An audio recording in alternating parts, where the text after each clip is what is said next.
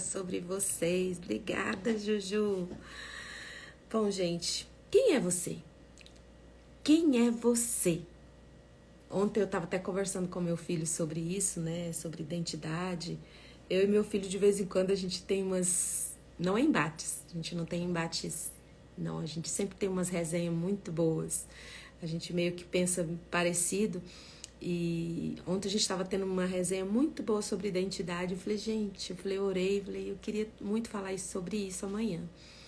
E tudo que eu disser aqui é resultado da resenha que eu fiz com meu filho ontem, foi tão bom. A presença de Deus estava tão palpável assim na nossa conversa ontem, só estava nós dois aqui em casa e foi muito bom. Eu quero repartir com você isso. Quem é você? Se fosse pra você, alguém chega pra você, é engraçado, né? Essa pergunta, se alguém perguntar assim de supetão, a gente meio que fica a gente fica sem saber o que responder. Quem sou eu? Quem sou eu? E geralmente se a gente pergunta pra mulher, a gente fica meio assim, eu sou uma mulher, tenho tantos anos, sou mãe, trabalho fora. E às vezes o homem fala, eu sou um homem de tantos anos, eu trabalho nisso, eu toco isso, esse instrumento, eu sou músico, eu sou pai, eu sou não sei o quê. E aí eu queria conversar com você sobre isso. E queria que você pensasse um pouquinho de como que você tem se visto, de como que anda a sua identidade. Como que anda... o que você tem pensado sobre si? O que você tem falado sobre si? E eu quero deixar como sugestão hoje para que cada vez, cada versículo que você leia desse texto que eu vou te dar, você se sinta abraçado pelo Espírito Santo de Deus. Para que ninguém venha manchar a sua identidade, a colocar em dúvida, colocar em xeque-mate aquilo que você é realmente. Então, no Salmo 139 é minha dica de leitura de hoje, e eu quero trazer o que é você, quem é você. Lá quando Jesus foi batizado, eu vou usar muito esse batismo de Jesus e a tentação que ele teve no deserto. Porque Satanás, ele colocou provou Jesus na identidade dele. E essas provações nós temos todos os dias. Todos os dias a gente enfrenta esse tipo de tentação que vem roubar o que a gente tem na nossa identidade, né? O que a gente é. Quando Jesus foi batizado, se você ler lá tá em Lucas, quando Jesus foi batizado, Mateus 3:17. Quando ele saiu das águas, né? Fala que o Espírito Santo, em forma de pomba, pousou sobre ele e teve uma voz, né? Que disse assim, Mateus 3:17, disse assim, eis que a voz dos céus dizia, este é o meu filho amado em quem tenho alegria. Você recebe essa palavra para você? Que você é filho amado em quem Deus tem alegria?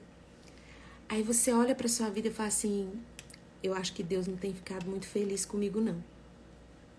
As minhas atitudes, eu tenho feito tanta coisa errada, tenho pisado tanto na bola, eu não acredito que Deus tem prazer em mim, alegria em mim. Se você olhar em você sozinho, separado da cruz, separado do ato de Jesus na cruz do Calvário, realmente, como é que Deus vai ter alegria em nós com tanta coisa errada, com tanta decisão errada, com tanto pecado, com tanta escolha de estar longe dele? Mas a cruz tem o poder de nos tornar filhos de Deus. E Deus tem alegria em mim e em você, tem prazer em mim e em você, por causa do Cristo de Nazaré. Porque o sacrifício de Jesus na cruz nos tornou filhos de Deus, amados de Deus. Então você é amado, Deus tem alegria em você por causa de Jesus. Porque o poder que tem na cruz do Calvário é um poder que vem restaurar a sua identidade, resgatar a sua identidade. Não tem nada que você faça, ou que você fez, ou que você deixe de fazer, que faça que o amor de Jesus, o amor do Pai para com você diminua. Você fala, Fernanda, mas eu fiz muita coisa errada. Eu escolhi muito caminho errado. Como assim? mas por causa de Jesus. Não diminua o valor da cruz. O valor da cruz tem um preço tão alto, custou o sangue precioso de Jesus, e nesse nome tem poder, e Ele, através do Espírito Santo de Deus, nos une, nos faz filhos, co-herdeiros junto com Jesus. Lá em Romanos 8, de 9 a 17, fala sobre isso. Diz assim: vós, contudo, não estáis debaixo do domínio da carne, mas do Espírito, se és de fato o Espírito de Deus que habita em vós. Todavia, se alguém não tem o Espírito de Cristo, não pertence a Cristo. Porém, se Cristo está em vós, o corpo está morto por causa do pecado, mas o Espírito vive por causa da justiça. E se o Espírito daquele que ressuscitou dos mortos a Jesus habita em você, aquele que ressuscitou dos mortos em Cristo Jesus igualmente vos dará a vida em seus corpos mortais por intermédio do seu Espírito que habita em vós. Portanto, irmãos, estamos em dívida, não para com a natureza carnal, para andarmos submissos a ela, porque se viverdes de acordo com a carne, certamente morrereis. No entanto, se você viver pelo Espírito, com certeza você vai viver. Porque todos que são guiados pelo Espírito de Deus são filhos de Deus. Então, se você um dia entregou sua vida para Jesus, aceitou Jesus como seu único e suficiente Salvador, você se tornou filho de Deus. E você é filho amado de Deus, em quem Deus tem alegria. E lá, depois desse batismo de Jesus, Jesus foi levado ao deserto. E lá diz que foi levado pelo Espírito Santo. E lá, Satanás o provocou, o tentou destruir na identidade dele. Quem é você? Quem é você? Lá em Lucas 4, a primeira tentação que Satanás lançou sobre Jesus o que você faz? Né? O que você faz? Às vezes você acha que o que define a sua identidade é o que você faz. Você pensa assim, não, eu sou um excelente músico. Mas se um dia você perder a audição, a sua identidade estava na música? Então, se você perdeu a audição, você não tem mais identidade, você perdeu quem você é. Não, eu sou um ótimo chefe de cozinha, mas e se algum dia você perder a condição de ser esse chefe de cozinha? Você se aposentou, não vai mais cozinhar. Você vai deixar, a sua identidade vai acabar ali? Ah, não, eu sou um ótimo advogado. E se esse seu dom de ser um advogado bom, de sucesso, um dia você não mais poder exercer essa função? Então não é o que você faz que define você. Porque Deus te fez multiforme. Nele você pode ser muitas coisas. Então a melhor coisa que você pode falar que você é dentro da sua identidade é que você é filho amado de Deus. E dentro dessa identidade de ser filho amado de Deus, você pode fazer as coisas, mas essas coisas não irão definir você. O diabo, a primeira coisa que ele lançou sobre Jesus é: se você é filho mesmo de Deus, então faz alguma coisa aí que prova que você é filho de Deus. Uma vez salvos, nós somos salvos pela graça, nós não somos salvos por obras. Ninguém é salvo por fazer coisas boas. Nós somos salvos por causa da graça de Jesus. Não é o que você faz que te torna filho. O que te torna filho é o sangue de Jesus derramado na cruz do Calvário. E ali Satanás o tentou: olha, se você é mesmo filho, você é mesmo filho? Você é filho mesmo? Então se você é filho, transforma essas pedras em pães. Faça alguma coisa. Então muitas vezes nós ficamos nessa rotina de sempre querer provar que nós somos, que nós podemos fazer, que nós podemos realizar.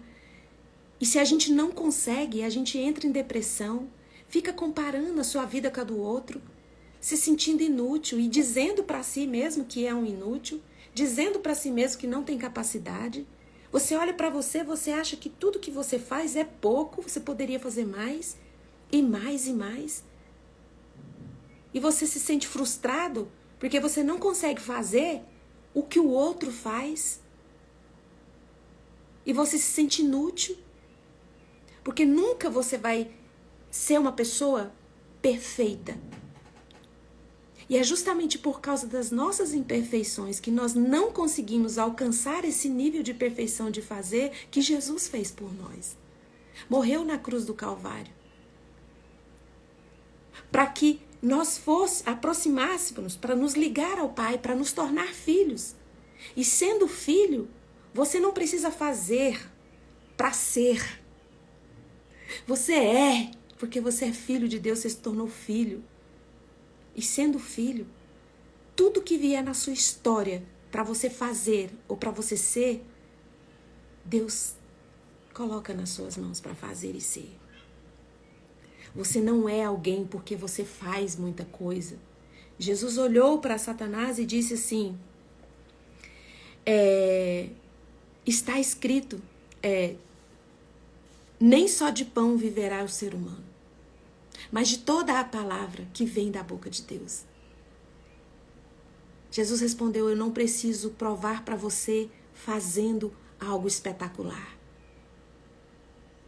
Porque eu estou com fome, estou aqui em jejum, mas estou sendo sustentado e alimentado.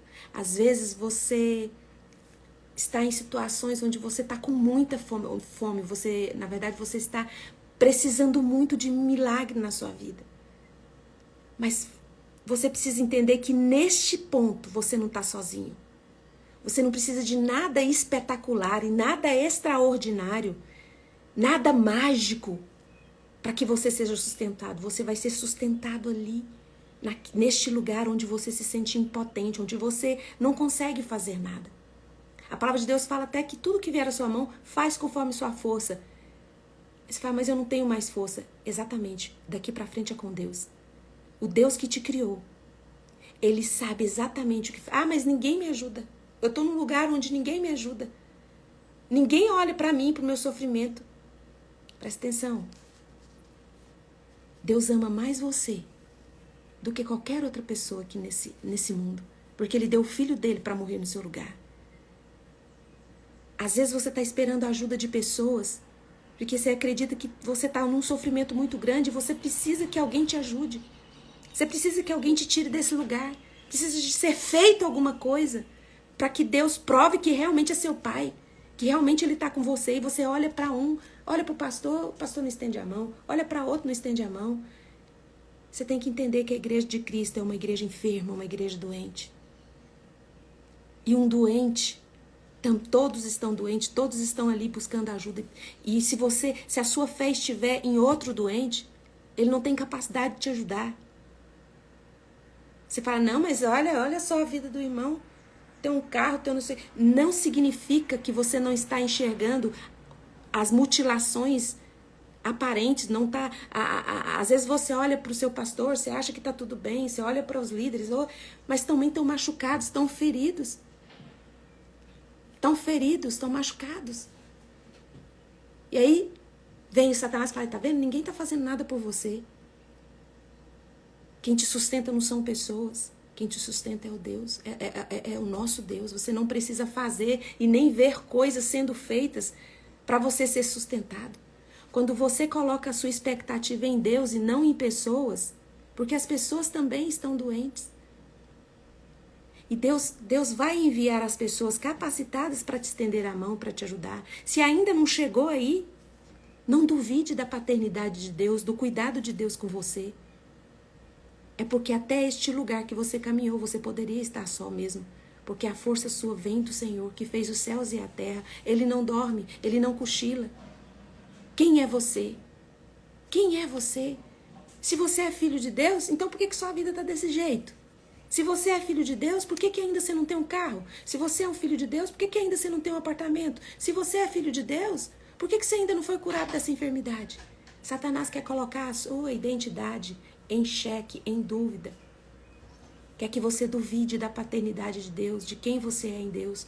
Você não precisa que Deus Faça coisas espetaculares, geniais, porque ele já fez o espetacular e o genial, que foi entregar o filho dele na cruz do Calvário e nos tornar filhos. Talvez você esteja neste lugar aí porque você acha que a sua identidade não está correta, curada, porque você não tem visto provas de que a sua paternidade, você tem se sentido sozinho. Isso é falta de fome e sede de Deus. Nem só de pão viverá o homem, mas de toda palavra que procede da boca de Deus. Quanto mais você busca a Deus, quanto mais você lê a palavra, quanto mais você ora, mais sede e fome de Deus você tem. Então, quando Satanás chegou para Jesus e falou assim, se a sua identidade é filho, sua identidade é filho de Deus, então transforma essa pedra em pães. Jesus falou, mas não é isso que me alimenta. Quem me alimenta é o meu Pai. Ele que me sustenta. Quando for a hora, ele vai me tirar desse lugar. E a outra coisa que Satanás tentou Jesus foi, o que você tem? O que você tem? Se você me adorar, se você se prostrar e me adorar, eu vou te dar. Aqui, ó. No versículo 5. Então o diabo levou Jesus para um lugar bem alto, mostrou todos os reinos do mundo e falou, eu vou te dar. O que você tem? Você não tem nada. Você é filho de Deus, mas você não tem nada. E se você me adorar, prostrar e me adorar, eu vou te dar tudo isso aqui, ó.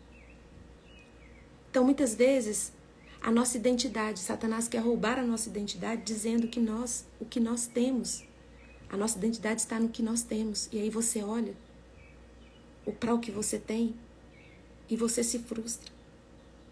Porque talvez você não restou nada nas suas mãos. E Jesus respondeu, está escrito, somente a Deus adorarás, somente a Ele darás culto. Tudo que eu preciso ter na minha vida, o meu Pai tem para me dar. Eu não preciso me curvar, eu não preciso me adaptar, me enquadrar a um padrão. Não preciso ter uma mentirinha aqui, não preciso usar de um jeitinho escuso aqui para ter as coisas. Porque o que eu tenho não define a minha identidade. Aquele que fez os céus e a terra, nada é difícil para ele. Eu não preciso ter para ser. Porque eu já sou filho. E é só a ele que eu vou me curvar. É só a ele que eu vou dar culto. E a outra coisa que Satanás tentou Jesus na identidade dele foi no que as pessoas pensam. E a gente se preocupa muito com o que as pessoas pensam. Satanás levou Jesus lá no versículo 7, no versículo 9. Fala assim que Jesus levou ele, colocou ele na parte mais alta e desafiou. Falou, olha, se joga daqui. Deus vai dar ordem, com certeza Deus vai dar ordem aos seus anjos para te segurar. Então ele desafiou Jesus ali na identidade dele para as pessoas virem. As pessoas precisam ver que você é filho de Deus.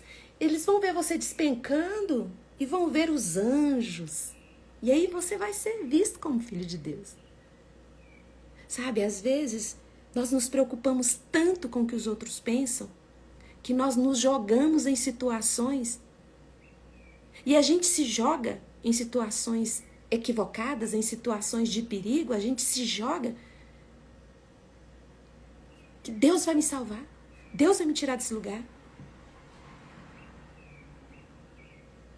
Isso é tentar o Senhor. Isso é tentar o Senhor. Jesus respondeu, pois está escrito. Não tentarás o Senhor teu Deus. Eu tenho uma história bem triste assim na minha família, né? Tenho um sobrinho muito amado, muito querido, que eu, por um tempo, eu lutei com ele para ele sair das drogas e ele morou na minha casa um tempo. Aqui perto, em Anápolis, tem um centro de recuperação. Ele ficou ali por quase um ano. E aí, ele foi para casa dele para férias, mas era para ele ter voltado. E aí, no dia dele voltar, ele me ligou. Ele falou assim, tia, eu não vou voltar. Que era para ele voltar para casa de recuperação ainda. Ele recebeu alta, mas ele foi convidado para trabalhar lá e tudo. Ele falou, tia, não se preocupa. Deus está comigo. Eu posso cair quantas vezes eu quiser. Eu posso ficar longe da presença. Ele vai me perdoar todas as vezes. Toda vez eu tenho certeza que Deus vai me perdoar. Aí passado assim, uns 5 anos mais ou menos, acho uns 4 anos depois, eu recebo a notícia que ele morreu de overdose. Então às vezes nós tentamos a Deus. Nós nos jogamos em situações longe porque não temos a nossa identidade definida e segura nele. Porque a gente acha que o diabo vem desafiar dizendo, Deus vai te salvar todas as vezes. Se joga. Deus vai te salvar, Deus vai te perdoar. Se joga. Eu não sei para quem é essa mensagem hoje. Eu não sei quem precisa ouvir hoje. Mas eu só queria dizer para você que você precisa ter fome, ter sede de Deus. Porque a sua identidade está nele.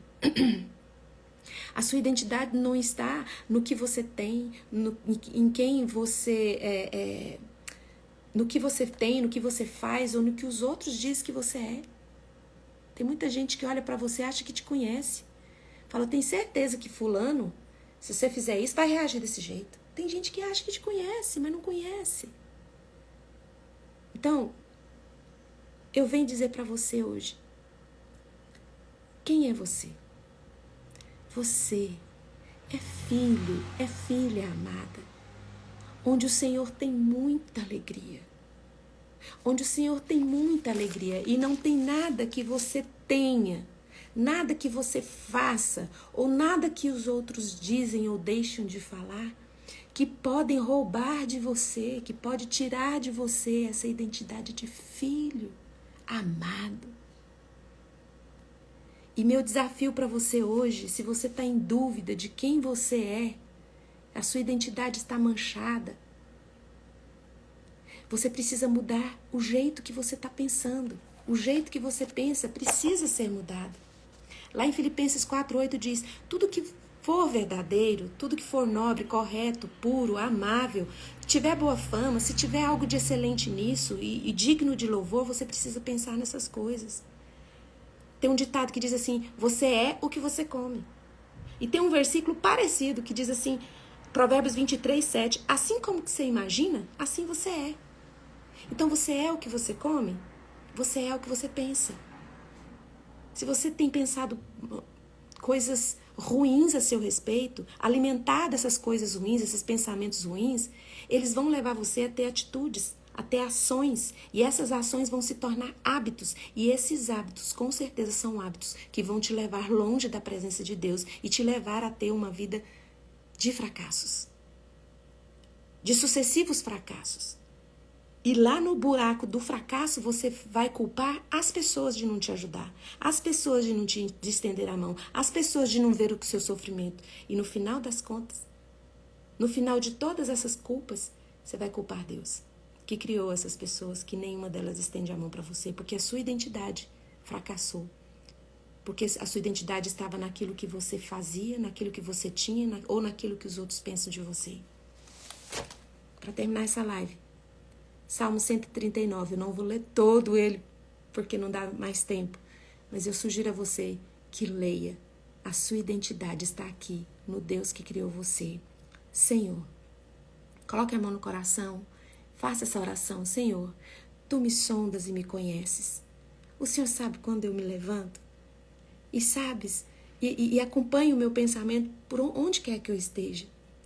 Discernes a minha caminhada, o Senhor sabe todo o meu caminho e onde eu durmo.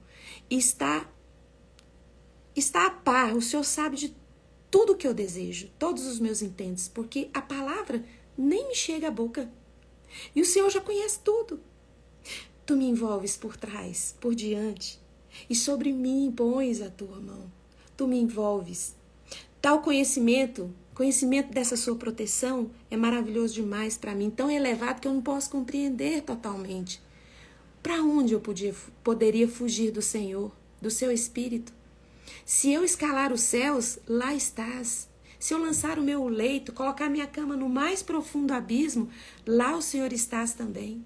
Se eu pegar as asas da alvorada e for morar nos confins do mar, também ali a sua mão vai me conduzir e a tua destra me ampara. Se eu pensar, as trevas vão me encobrir, as trevas vão me sufocar, a sua luz ao meu redor se tornará em noite.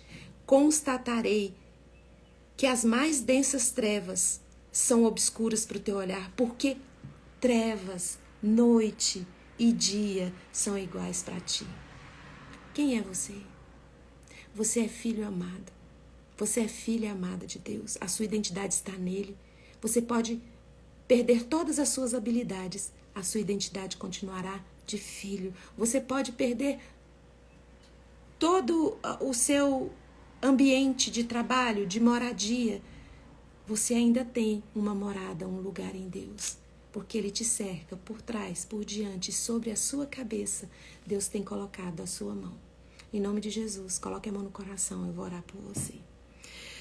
Paizinho, em nome de Jesus, obrigada, porque o Senhor é a nossa identidade. O Senhor nos dá a identidade. Eu sou tua filha amada. Em nome de Jesus, nós te agradecemos e te louvamos e te adoramos, porque o Senhor é a nossa casa, o Senhor é a nossa morada, o Senhor é o nosso abrigo. Nossa identidade de filhos é suficiente para viver a nossa história nesse mundo. E agora, na autoridade que o Espírito Santo de Deus me dá por causa do sangue de Jesus derramado na cruz do Calvário, eu ministro cura sobre você. Se você está com alguma enfermidade no seu corpo, ou na sua alma, seja curado agora em nome de Jesus.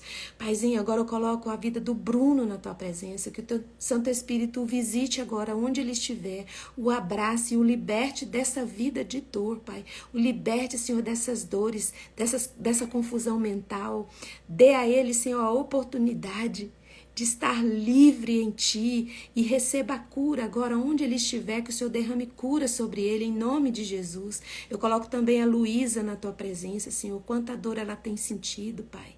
Em nome de Jesus, olha para a tua serva, Pai. Derrame cura, Senhor, que toda medicação que ela toma agora, nesta manhã, seja potencializada pelo Teu Santo Espírito e arranque toda a dor, Senhor.